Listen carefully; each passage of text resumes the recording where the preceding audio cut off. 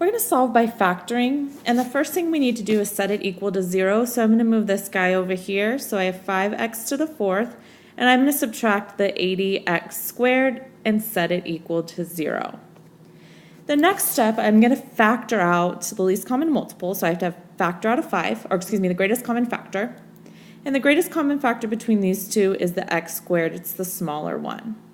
So really what I'm doing is I'm dividing out a 5x squared. When I do that, here I'm left with x squared minus 5 goes into 80, 16 times, and the x squareds cancel. Next step, I'm going to set each factor 5x squared equal to 0 and x squared minus 16 equal to 0, and I'm going to solve.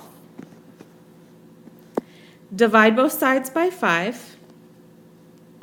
So I have x squared equals 0. Take the square root of both sides, and x equals the positive and negative square root of 0, which in this case, x is 0. I'm going to add 16 to the other side, so I have x squared equals a positive 16. Take the square root of both sides, so x equals the positive and the negative 4. So I can write it as x equals 4 and x equals negative 4. Well, what does this mean? This means if I was to graph this equation at 0, 4,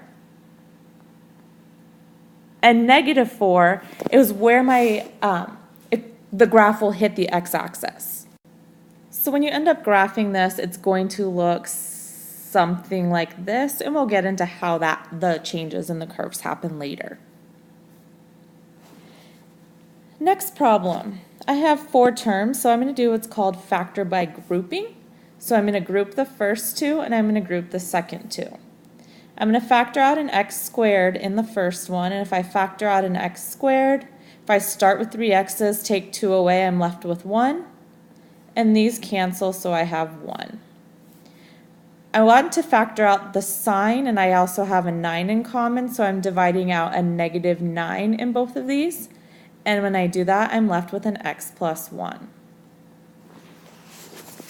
Next step is I have 2 terms. What do I have in common? Well, in common, I have an x plus 1. Left over, I have an x squared minus 9. So now I'm going to set each factor equal to 0 and solve.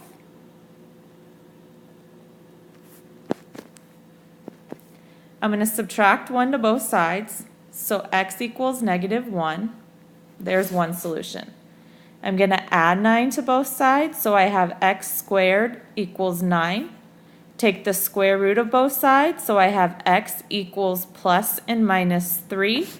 Therefore, my solutions are x equals 3 and x equals negative 3.